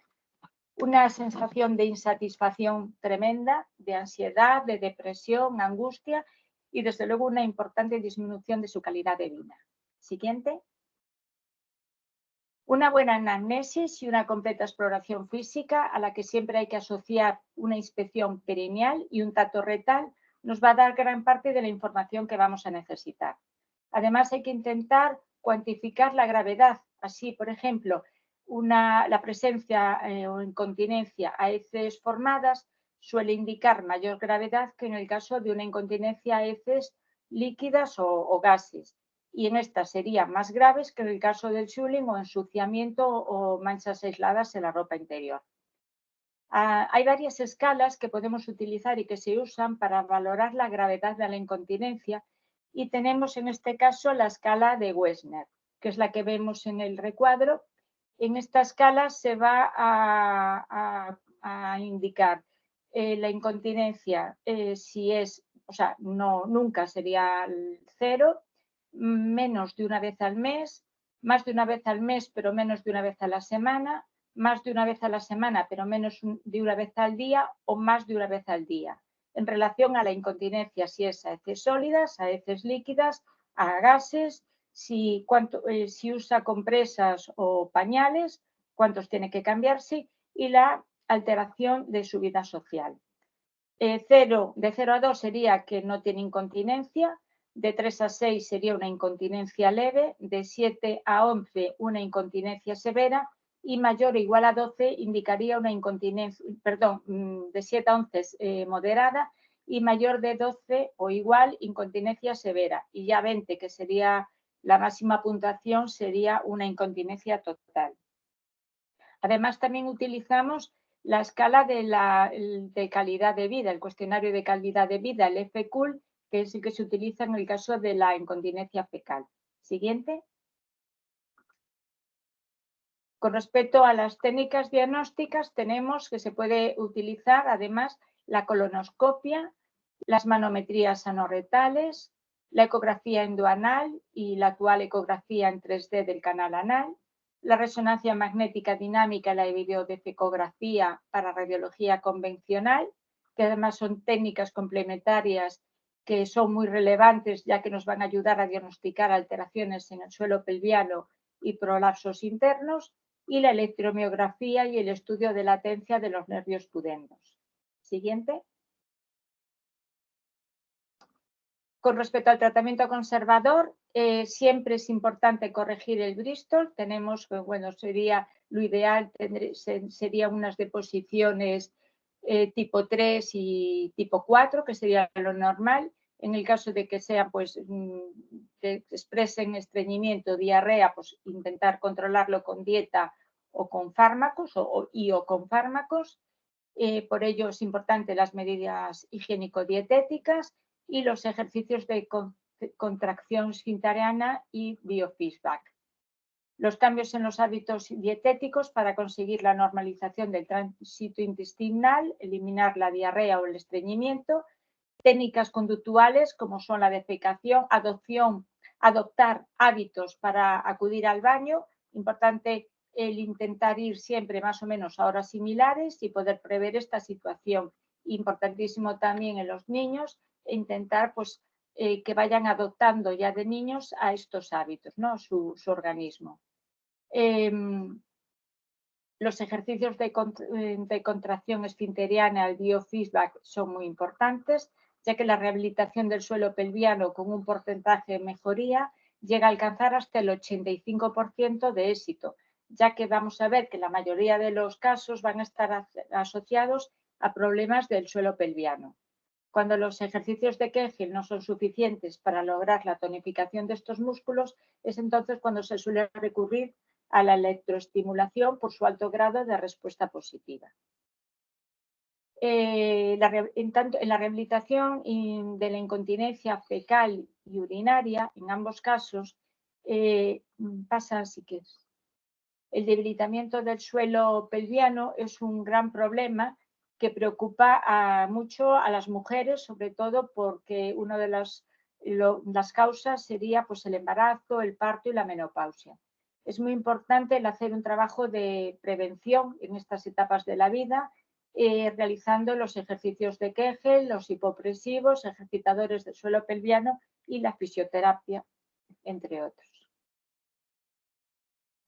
Como he dicho y vuelvo a insistir, el paciente con incontinencia tiene unos sentimientos que le llevan a aislamiento social y a raíz de los trabajos que hemos realizado, pues a mí me ha sorprendido que gente joven que te comentaban que habían llegado a tener incluso sentimientos suicidas. Y vuelvo a insistir, pacientes que viven su frustración, su miedo, su impotencia, su baja autoestima en silencio, no acuden a los profesionales y ello pues es un tema muy preocupante, ¿no? Siguiente. No quiero pasar esta charla o esta tarde sin dar las gracias y mencionar a Asia, a la sociedad que está haciendo un papel impresionante, que nosotros le hemos invitado este año pasado a la jornada de estomaterapia que hicimos en Pontevedra y hemos invitado, yo desde el centro de salud he invitado a mis pacientes con incontinencia porque sabía que les iba a gustar y que se iban a sentir identificados y la sensación que tuvieron fue maravillosa. Dijeron por fin alguien que me entiende y está, se vieron muy apoyados y fue muy positivo y quiero darle las gracias a Asia por la tremenda labor que están constantemente haciendo. Y pasa. Y bueno, realmente nosotros en el área de Pontevedra, del área sanitaria Pontevedra y Salnés, se ha creado la unidad funcional multidisciplinar del suelo pelviano, de donde Flor forma parte y quería darle paso para que ella nos hablara un poco de cómo funciona esta unidad. Bueno, hola otra vez. Llevamos como un año, desde diciembre del año 2022, que se crearon en todos los grandes hospitales gallegos, en todas las áreas sanitarias, se crearon unidades multidisciplinares de suelo pélvico. En nuestro hospital, pues es un equipo multidisciplinar, que luego os voy a decir los miembros y cómo podemos llegar. Antes de deciros cómo derivaríamos, quiero que a nivel de enfermeras de primaria, de médicos de atención primaria, creo que es muy importante que pregunten a sus pacientes con una simple pregunta: ¿tiene usted incontinencia? Bueno, en principio estoy hablando de la fecal. La urinaria es más fácil que nos la comenten, pero la incontinencia fecal, la mayoría de los pacientes tienen tanta vergüenza que no lo dicen. Entonces, con una simple pregunta desde primaria podemos empezar a detectar los casos. Se hizo un estudio en Cataluña, en Belviche, donde se preguntó desde su enfermera, igual que le preguntaba, pues fuma o bebe, y le preguntaba, ¿tiene usted incontinencia? De 21.000 pacientes preguntados se detectaron 1.300 casos reales de incontinencia fecal. Entonces, desde aquí quiero lanzar un mensaje de que es importantísimo preguntar a los pacientes sobre este tema para poder reconocer el problema, que consigamos detectarlo y derivarlo a los centros especializados o a los equipos que haya en cada comunidad. Si puedes, por favor, pasar. En Asia tienen un sistema de cartelería que en cada consulta de los centros de primaria tienen un cartel que, bueno, pues aquí intentamos pegarlo en todos nuestros centros de primaria, que dice solo una pregunta: ¿tiene usted incontinencia? Coménteselo a su enfermera. Entonces, para mí es importantísimo detectar a estos pacientes. Y os voy a comentar un poquito cómo derivan a la unidad. En nuestro caso serían pacientes con incontinencia fecal o urinaria, también prolapsos de órganos pélvicos y dolor pélvico. En principio, la enfermera o el médico de atención primaria enviaría a esa paciente a su matrona. En todos los centros, la mayoría de los centros tienen una matrona asignada. Si la incontinencia urinario-fecal es leve, esta misma matrona ya puede realizar una serie de cosas básicas. Por ejemplo, empezaría con las medidas higiénico-dietéticas, también ejercicios de suelo pélvico, ejercicios respiratorios y ejercicios posturales. A su vez, lo puede derivar a la fisioterapeuta que haya en el centro. Se están dotando a varios centros de salud, hablo de la provincia de Pontevedra, no todos lo tienen, pero ya hay 5 o 6 que tienen una fisioterapeuta que tiene especialidad de suelo pélvico, con lo cual refuerza el trabajo de la matrona. Si el centro no tiene fisioterapeuta, lo derivaría al centro que lo tenga, a otro de los centros de salud o lo derivaría al hospital. Si la incontinencia es moderada o grave, entonces la matrona haría una interconsulta con especializada y entonces otra matrona, que es la gestora de casos de nuestra unidad multidisciplinar, decidiría a quién lo va a derivar como primera medida. Ve el caso, le hace una primera consulta y decide si va a rehabilitación, al médico de rehabilitación y fisioterapeuta, si va al ginecólogo, si es un prolapso de un órgano pélvico, una cistocele, rectocele, prolapsos de todo tipo. Y si es dolor pélvico, también, por ejemplo, si es dispareumia, dolor pues en las relaciones y demás, pues la derivaría, si es una mujer, al ginecólogo, al urólogo si son problemas de incontinencia urinaria y si es incontinencia fecal, iría a cirugía general, donde hay una cirujana y, bueno, estoy yo, que sería la gestora en este caso de casos de incontinencia fecal. Le haría todas las escalas, haría la anamnesis y prepararía toda la información para que la cirujana en su consulta pues ya pues no le lleve tanto tiempo y se haga el diagnóstico. A su vez, entre nosotros podemos hacernos interconsultas. Es decir, si el ginecólogo considera que a la vez tiene que ir al urólogo, dentro de la misma unidad multidisciplinar, pues nos derivamos. Y con esto quiero que todos sepáis que es un problema muy grave que afecta a muchas personas, que no conocemos ni un tercio de los casos que hay y que es un problema de salud muy grave, un problema económico que gasta un montón de material en absorbentes y demás y que muchos de estas incontinencias tienen solución. Y bueno, en principio creo que nada más. Muchas gracias por lo que sí, nada, también quiero decir en relación a que es que las mujeres hasta hace muy poco consideraban que la edad llevaba el tener que usar compresa y había que resistirse a la incontinencia porque formaba parte de lo que te tocaba por años y hoy se sabe que no es verdad, que eso no puede ser, ¿no? Bueno, yo ahora, gracias, pasa al siguiente ya.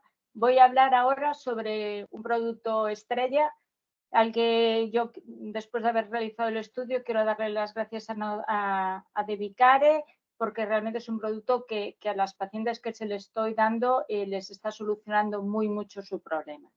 Nodorin es un spray desodorizante unisex que permite reducir las infecciones y las complicaciones relacionadas con la incontinencia urinaria, fecal, menstruación o el flujo vaginal. La evidencia de la presencia de comunidades microbianas en el tracto urinario se descubrió por primera vez hace menos de una década y esto marcó el final de la creencia de que la orina era estéril. Estudios han demostrado que el tracto urinario sano está colonizado por una microbiota urinaria única, conocida como el microbioma urinario o urobioma.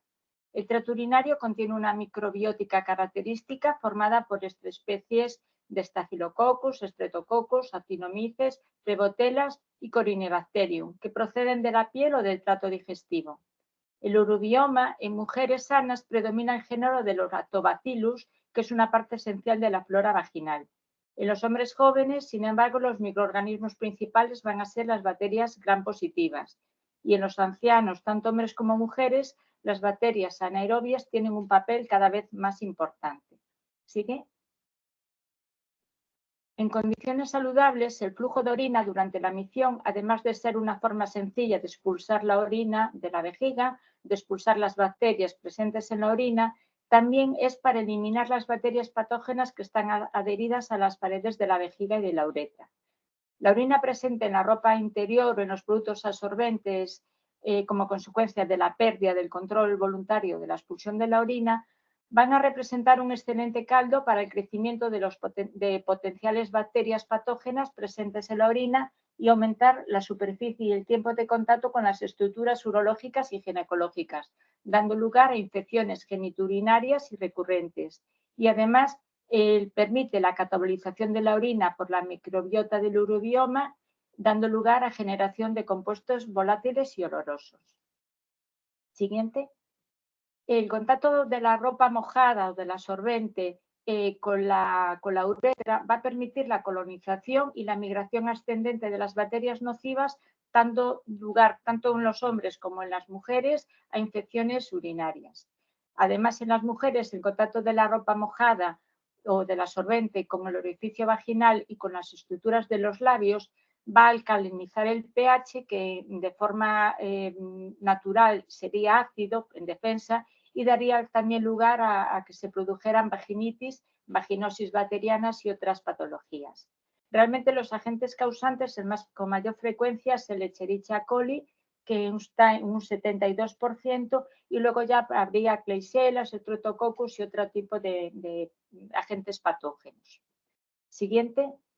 El nodolín tiene una doble acción que trabaja sinérgicamente para bloquear los olores y desinfectar.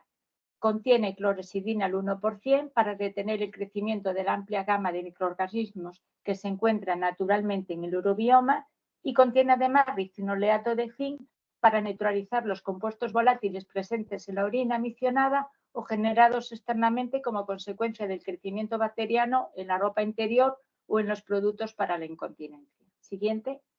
La clorexidina va a penetrar en la membrana celular bacteriana y la va a modificar. A altas concentraciones tiene un efecto bactericida debido al daño estructural que causa en la membrana celular y a bajas concentraciones tiene un efecto bacteriostático debido a la pérdida de pequeñas moléculas y a la precipitación de proteínas citoplasmáticas. Siguiente. En comparación con otros antimicrobianos, se ha comprobado que la clorexidina muestra el espectro más amplio de inhibición, tanto para gram positivos como negativos, actúa de una forma muy rápida, es eficaz al poco tiempo de aplicarse y va a dificultar la aparición de bacterias resistentes. Siguiente. Produce unos mejores ratios de inhibición entre los antimicrobianos estudiados. Contra el Escherichia coli tiene un efecto de inhibición perfecto y frente a otros como el Proteus miralis, que tiene mayor resistencia, sin embargo se ha comprobado que la clorexidina inhibió el crecimiento en las pruebas realizadas. Otro de los compuestos siguiente, como dije, es el ricinoleato de zinc, que se basa en la reactividad de los complejos de zinc, puede eliminar de forma irreversible los olores desagradables del ambiente, de cualquier material y superficie. Siguiente. Neutraliza los compuestos volátiles de la orina miccionada y los olores causados por el crecimiento bacteriano y actúa rápidamente, como he dicho, y tiene un efecto desodorizante y duradero, ofreciendo una eliminación superior de los malos olores. Siguiente. Siguiente. Este. Como he dicho, el Nodorin evita las infecciones de orina relacionadas con la incontinencia, elimina el mal olor asociado a la incontinencia urinaria y fecal, está compuesto por clorexidina 1% y ricinoleato de zinc y se aplica de una forma sencillísima, pulverizarlo directamente en la ropa interior o en los productos absorbentes para la incontinencia y con ello se elimina perfectamente el olor asociado a la pérdida de orina, la menstruación, flujo vaginal o incluso pequeños restos de heces y gases. Viene en botellas de 30 mililitros y su precio más o menos en las farmacias es sobre más o menos 15 euros. Siguiente. Bueno, como dije, vuelvo a decir que mejora la salud genitourinaria y la calidad de vida. Se aplica tanto en la ropa interior como en los productos de incontinencia y va a reducir enormemente el riesgo de infecciones y la producción de malos olores causados por la orina, flujo vaginal, menstruación y demás. Siguiente.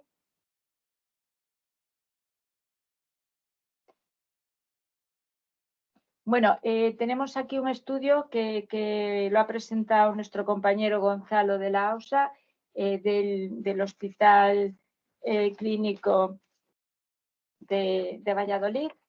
Y bueno, en él se quiso valorar el impacto del uso del Nodorin en la calidad de vida en una mujer de 67 años con una incontinencia urinaria mixta, es decir, de urgencia y de esfuerzo, en el que el olor limitaba enormemente su vida. Era una mujer que no se le conocían pues, hábitos tóxicos, no tenía alergias medicamentosas, tenía hipertensión, dislipemia, diabetes tipo 2, no insulino dependiente, obesa con un índice de masa corporal de 31,35 y con una gran depresión debido a esta situación que estaba sufriendo, ¿no? Había tenido 2 partos por vía vaginal y el compañero hizo un estudio durante 2 meses. Cada 15 días citaba a la paciente, le envía, o sea, a través de un correo electrónico le enviaba el cuestionario ICUL de incontinencia urinaria y le llamaba por teléfono. Y aparte reforzaba las indicaciones en cuanto al manejo de su incontinencia, las medidas higiénico-dietéticas, ejercicios de rehabilitación del suelo pélvico, la necesidad de bajar de peso y demás. Y bueno, la realidad es que en el cuestionario, que tiene una puntuación de 22 sería lo mínimo, hasta 110 la puntuación máxima, pasó en una primera consulta antes de utilizar el Nodorin de 49 frente a 110 a 77 frente a 110 a los 2 meses. Es decir, que ha subido su calidad de vida 28 puntos. Y específicamente la mejora fue fundamentalmente en la repercusión psicosocial y de vergüenza que padecía la paciente que le llevaba a este aislamiento social. Siguiente. Y ahora voy a hablar sobre nuestro estudio. Nuestro estudio es una evaluación del uso del Nodorin en la mejora de la calidad de vida de pacientes con incontinencia fecal utilizando el cuestionario FQL de la incontinencia fecal. Siguiente.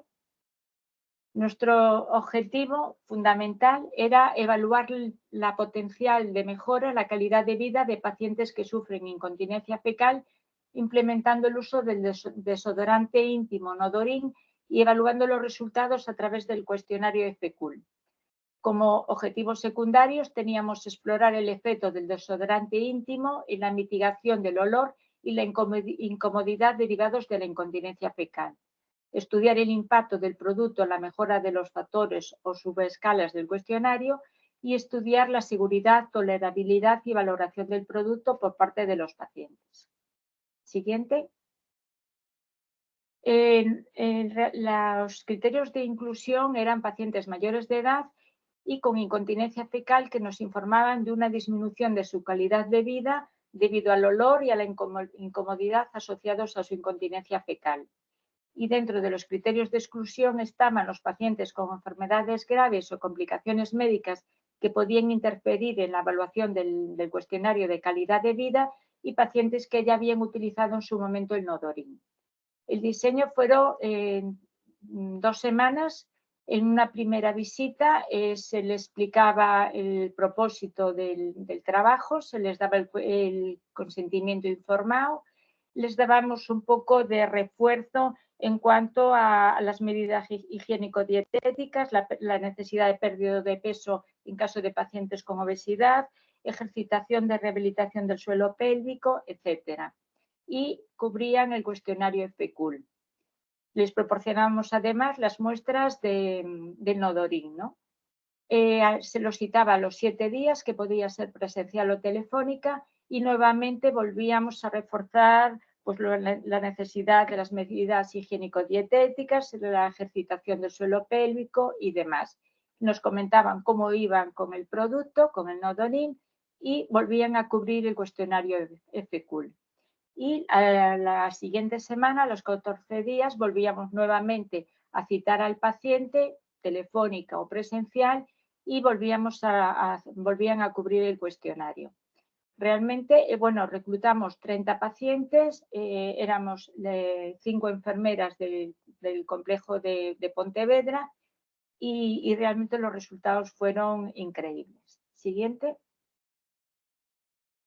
El cuestionario de FECUL, pues les preguntábamos si en general diría si su salud era excelente, buena, muy buena, regular o mala, si en el último mes se habían sentido tristes, desanimados, desesperanzados, y luego cubrían pues otras preguntas que estaban más bien relacionadas pues con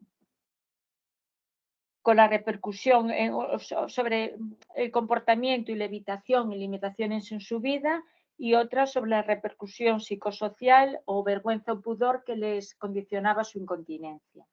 Preguntas que iban, por ejemplo, tenía que contestar de muchas veces, alguna vez, bastantes veces, alguna vez, nunca o no procede, si tenían miedo o temor a salir de casa, si evitaban hacer visitas a los amigos, si evitaban viajar, si el salir de casa suponía el saber dónde estaba el baño, que es una cosa que realmente comentaban todos, que incluso el desconocer si habría baños o no, pues los llevaba a quedarse en casa y no salir.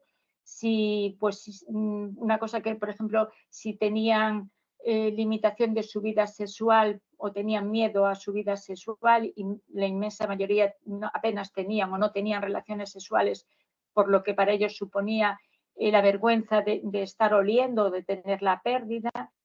Y también, aparte del cuestionario FECUL, teníamos, como había dicho Cruz en los otros estudios, la escala visual analógica, donde 0 era una salud de pena y 100 era la mejor imaginable, y realmente ahí pues ponían en qué punto consideraban que estaban en ese momento de su salud, ¿no?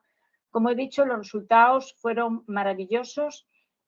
Yo creo, y ya lo hemos comentado, que el tiempo ha sido insuficiente, porque todo el tema de vergüenza, de pudor, de limitaciones, realmente creo que en 2 semanas no es suficiente para ir superándolas, y sin embargo creo, y lo que he visto es que sí, que lo han superado en una pequeña medida, desde luego.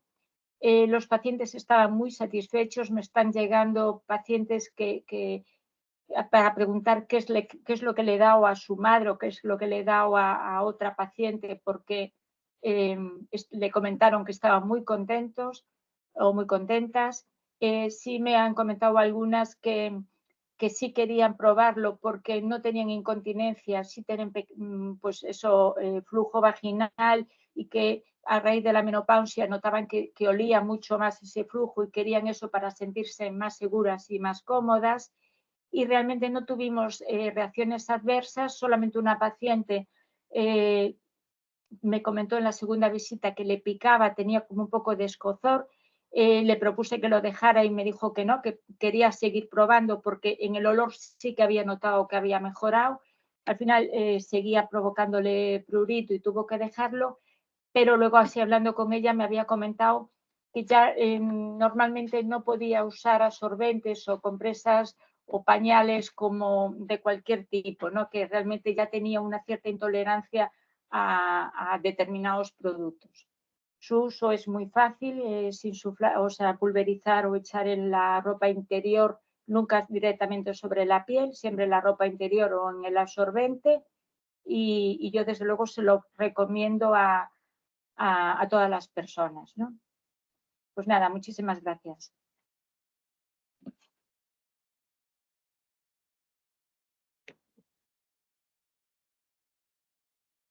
Muchas gracias, Beatriz. La verdad es que aunque no tenemos todavía resultados, porque como antes comentábamos, es un estudio que está todavía por finalizar, yo creo que es muy importante contar con tu experiencia propia, que al final es lo más importante. ¿Cómo ves tú a los pacientes? ¿Qué es lo que te transmiten? La seguridad que ves que ganan. Y yo creo que me quedo con eso, ¿no? Así que muchas gracias por compartir este ratito con nosotros tu experiencia y aprovecho también para dar las gracias tanto a Flor como a Cruz, que han hecho unas ponencias magníficas y que la verdad es que nos hemos ajustado súper bien al tiempo. Creo que ha sido todo muy, muy interesante y estoy seguro que quedarán algunas preguntas que espero que ahora podamos responder un poco entre todos. Así que abrimos el turno de preguntas. Voy a ir al chat, si os parece, que hay algunas preguntas desde el inicio del webinar que han quedado por responder y vamos a ir uno a uno y vamos a ir respondiendo. ¿De acuerdo? Si os queréis activar el micro por si tenéis que responder alguna pregunta y vamos allá. Vale. Veo aquí una primera pregunta de Vanessa, que es, pregunta Cruz, si el pH de la orina lo analizas con tiras reactivas o no. No, no, porque las tiras reactivas no son seguras al 100%. La analizo a través de un sedimento y lo envío al laboratorio. Muy bien. Luego además también Isabel pregunta si tras aplicar Urgelus para la higiene perianal se administra algún tratamiento local. Sí, claro. Para la higiene perianal, no. A ver, depende de lo que es. Si es, por ejemplo, para lavar una herida, la herida posquirúrgica, pues entonces en vez de lavarla con agua y con jabón, la lavamos con el Urogelus. Entonces ahí ya no se le aplicaría nada más. Nada más. Por ejemplo, si es para lo que había puesto yo, que era la herida esta que hay en la ingle, que es muy profunda, ahí sí, claro, la lavas, haces la higiene, pero luego tienes que hacer una cura en ambiente húmedo. Vale. Yo creo que queda respondido. Si alguien tiene más preguntas, vamos a ir respondiendo. Ana pregunta también si se puede utilizar Urgelus en niños. No sé si vosotros lo habéis utilizado en niños. Eso te lo voy a decir yo ahora y vas a tener que contestarlo tú. Porque quisimos hacer un estudio en neonatos y no nos dimos cuenta que vuestro producto pone que no se puede utilizar en niños. Entonces vosotros tendréis que decir si sí o si no. No, a ver, realmente se puede utilizar en niños mayores de 3 años. Esto es lo que está indicado, pero sí que me consta que hay algún hospital que lo ha utilizado, digamos, en niños un poco más pequeños y no ha reportado ningún efecto, pero realmente a partir de 3 años se puede utilizar sin ningún problema. Pues ya está. Vale. Luego también Gloria pregunta, me gustaría saber cómo es la cánula de silicona que usas, Cruz, para dilatar los estomas estenóticos y si están financiados. Es una cánula normal de silicona. Para los pacientes que están traqueostomizados, a los pacientes que tienen una traqueo, mi hospital ya no se utiliza la cánula de plata, sino que utilizamos las cánulas de silicona. Pues esa cánula de silicona, el número 6, se la pones en el estómago y es más cómodo para el paciente con una sonda, porque la sonda al inflar el balón puede hacer una retención de orina. En cambio, con la cánula no, y el paciente la sabe manejar perfectamente. Muy bien, perfecto, Cruz. Vanessa pregunta si en Galicia Canoxidin está financiado por el sistema sanitario o si es un producto no financiado pero con receta. No está financiado, no está financiado, sí que va con receta, pero no está financiado. Y se puede encontrar en farmacias. Ahí sí que quería decir yo una cosa, porque tú lo has dicho que no estás influenciado, pero porque sé que hay mucha gente que dice que somos enfermeras y que no podemos dar Canoxidin. Y eso no es verdad, porque Canoxidin no es un medicamento. El de Canoxidin no es algo como si nosotros le damos al paciente pues la crema, le damos una crema, le recomendamos la crema para la dermatitis, pues es lo mismo, le recomendamos el Canoxidin. Podemos hacerlo perfectamente como enfermeras que somos. Claro, no hay ningún problema, exacto. No. Porque a veces quizás hay un poco de miedo, ¿no? Exacto. Que parece un poco un fármaco y Exacto. da Y un no poco es de reparo a... Exacto. Y no es un fármaco. Muy bien. Cristina pregunta si sería posible obtener muestras de Canoxidin como Durogelus para probar. Esto lo respondo también yo. Y aprovecho también para cualquier persona que también quiera preguntar sobre este tema. Las personas que queráis preguntar sobre muestras y demás, os podéis poner en contacto directamente conmigo en el email del webinar, es jbow@debiker.com o a info@debiker.com y os iremos contactando para cada caso para el tema de muestras, ¿de acuerdo? A ver, las últimas... Bueno, también, aparte de preguntas, también hay gente que os da la enhorabuena por la ponencia y que dicen África, ¿qué tal? Un saludo. Que es la presidenta de Acileu, que nada, un lujazo escucharos. Gracias. Voy leyendo. Vale, aquí tenemos una pregunta más. María Fernández, para la incontinencia urinaria no se ha hablado de la estimulación del nervio tibial.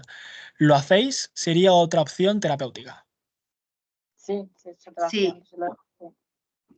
Sí. Sí, se hace en nuestro hospital. Hasta ahora lo hacía urología y ahora lo hace combinado urología y rehabilitación.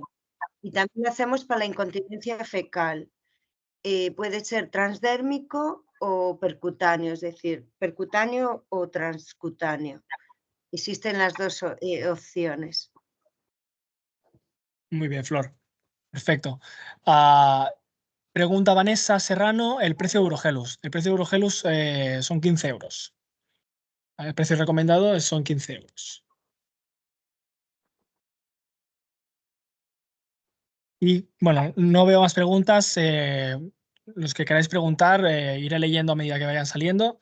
Pero básicamente, muchas felicitaciones y mucha gente que os da las gracias por la sesión. La verdad es que creo que ha sido muy interesante y yo creo que es un tema que no sé si estás de acuerdo conmigo, pero que hace falta más divulgación.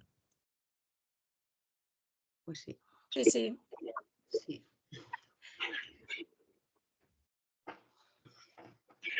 Pues sí. Pregunta Sí, María no. Fernández si podemos recomendar la página web de Asia a los pacientes incontinentes. Sí, por supuesto. Sí. Debemos. Debemos y además les atienden directamente. Bueno, si tienen ahí el teléfono y le atienden personalmente cualquiera de los miembros. Hay muchas delegaciones en muchas provincias, aunque la central está en Barcelona, bueno, en Badalona creo que es, Cataluña, pero ellos les dan todo tipo de consejos y todo tipo de recomendaciones y tienen muchísima experiencia. Cuando quieran llamar, sin problema. Sí, la verdad es que yo las conozco personalmente porque además asistí a un evento que hicieron en Barcelona y pude asistir y la verdad es que fue un lujazo porque eran pacientes que te explicaban con total naturalidad su día a día y la verdad es que también comparto el mensaje de Flor. Voy leyendo más el chat. Nada, bueno, la gente también os sigue felicitando, ¿eh? Gracias. Pues gracias. No sé, mientras vamos a dejar unos minutos porque vamos bastante bien de tiempo. Si queréis comentar algo, experiencia personal sobre los estudios en los que habéis participado, sobre vuestro día a día, lo que queráis. Sí, yo que participé en el estudio del urogelus en la piel periostomal, también, Sí. o sea, fue alucinante. O sea, le encontrabas la lesión, se lo dabas y en la semana venían a darte las gracias porque el prurito se le había desaparecido totalmente y las lesiones prácticamente habían desaparecido. Yo me quedé realmente sorprendida. Fue muy, muy, muy satisfactorio. Sí, yo también quería recomendar a todas ellas a las que tratan a los pacientes con nefrostomía, que muchos de ellos tienen mala piel y que no solo los que tienen estomas, sino también los que tienen una nefrostomía, que también que utilicen el urogelus para el picor de la piel o para cualquier tipo de picor. El paciente a veces te dice que tiene picor a cualquier parte del cuerpo y se puede hacer la higiene con ese gel, que sin miedo ninguno. Lo recomendáis sin miedo. Exacto, y también para que no se está recomendando en los pacientes que son portadores de sonda vesical, pues muy bien, porque además es lo que decía Beatriz, que las infecciones urinarias además son muy recurrentes en el paciente con sondaje vesical permanente. Y realmente nos estamos encontrando ahora con un problema muy importante a nivel de hospital en el sentido de los antibióticos, porque estamos llegando a antibióticos ya de amplio espectro, porque se están abusando mucho del antibiótico y a veces con una buena higiene y previniendo todo esto no llegamos a donde estamos llegando actualmente. Claro, os habréis tenido pacientes que ha ocurrido esto. Claro. Yo, mi experiencia con urogelus, sobre todo en incontinencia fecal, es muy buena. Esto no es una propaganda de los productos, parece que estamos diciendo todo el rato lo bueno que es y bueno, para nada, lo que pasa que, bueno, pues nos ha resultado satisfactorio a ellos sobre todo y no es una propaganda de este producto, pero la experiencia real es esa. Para mí, muy satisfactorio, tanto en incontinencia fecal y también en los estomas. El nodorín en una incontinencia fecal franca de muchas heces, pues bueno, ese olor no lo va a quitar. Pero bueno, como decía Bea, en un pequeño escape puede ayudarnos. No podemos hablar de pacientes que tengan una incontinencia fecal, un anciano que tenga una incontinencia fecal total, pues este producto no valdría porque con mucha cantidad de heces se inutilizaría, pero en el flujo, en la orina y en pequeñitos escapes también vale. Yo quería decir una cosa que se Sí. nos había olvidado. Yo hablé de canosidin solo en los pacientes, que es donde tenemos hecho el estudio, donde yo trabajo con ellos, en los pacientes urológicos. Pero en los pacientes con estomas digestivos, para prevenir los granulomos y las granulomas y la acidez de la piel y todo esto, también no estaría mal que se diera el canosidin, no, el urogelus, que se lavara el estómago con el urogelus, porque ellos también en la piel se le pone, pues las heces son muy ácidas y entonces pueden quemar también esa zona. Claro. No, y además, justamente el estudio de urogelus es en pacientes ostomizados y para el alivio del picor, quiere decir Exacto. que son pacientes que deberían usarlos si tienen esa problemática. Sí. Vanessa Serrano hace bueno, no es una pregunta, es más una opinión personal, que comenta que el problema es la economía. Dice, ya que la mayoría de productos para el cuidado de la piel en ostomizados son no financiados y no son baratos, y muchas personas no se lo pueden costear. ¿Os habéis encontrado también, digamos, es una problemática que entiendo está en el día a día? Pues sí. Claro. Aún así, cuando recomendáis urogelus o nodorín, ¿notáis que la gente tiene problemas o Claro, no? a ver, el urogelus en realidad no es caro, porque el urogelus es es un bote, es lo mismo que si tú le dices que se compre un gel con pH neutro, pues más o menos cuesta lo mismo. O sea, aparte que va a durarle mucho tiempo porque es una pequeña cantidad la que tienen que utilizar, no van a utilizar mucha cantidad. Entonces el Urogelus es como si fuera un gel que vaya a comprar.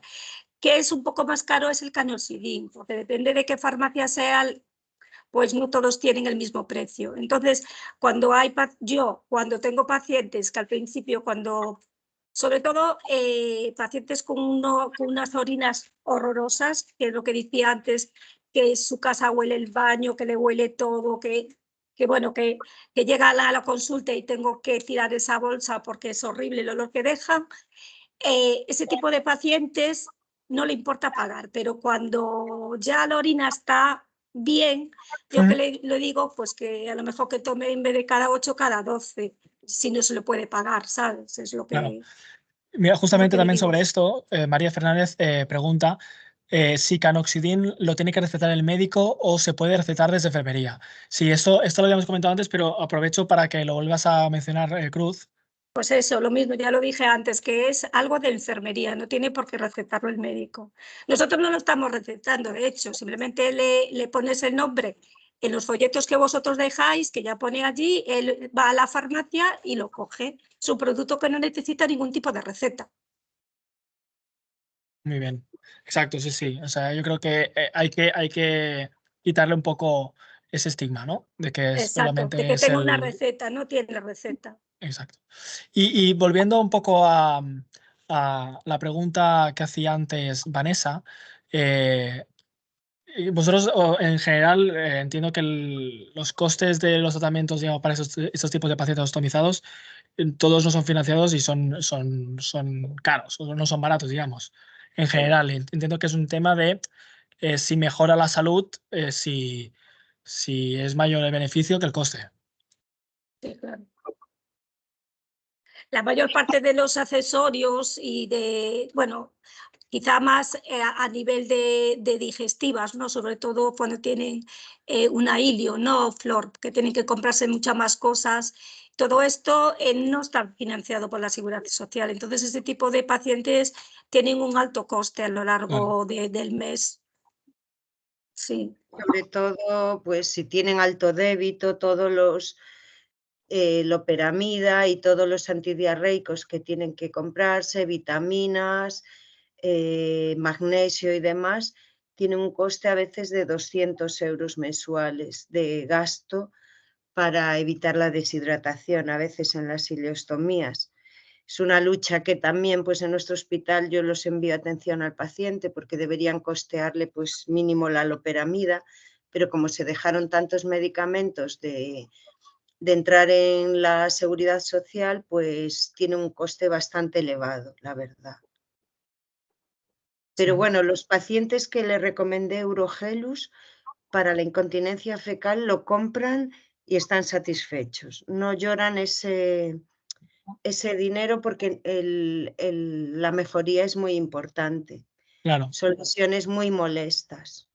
Claro, yo creo que también va en función de eso, ¿no? De lo que comentaba Vanessa. Si al final esos pacientes no tienen otra alternativa y es un tratamiento que les mejora la calidad de vida y les funciona y les va bien, pues todo va en función de eso, ¿no? Al final. Sí.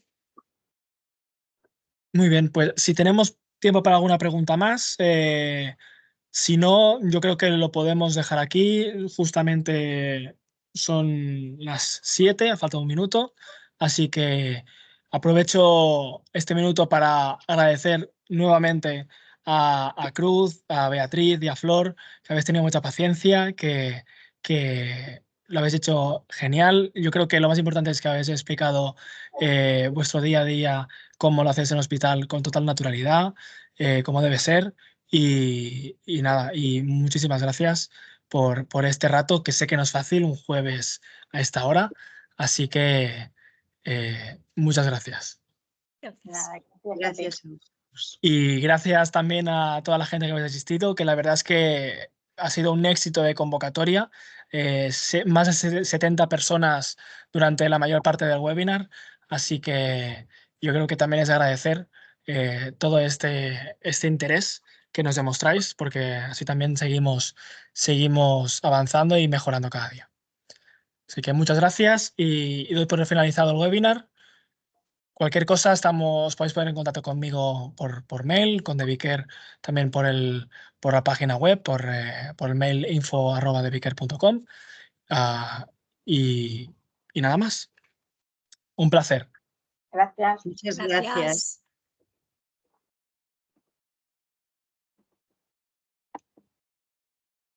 Ole, ole y ole las tres.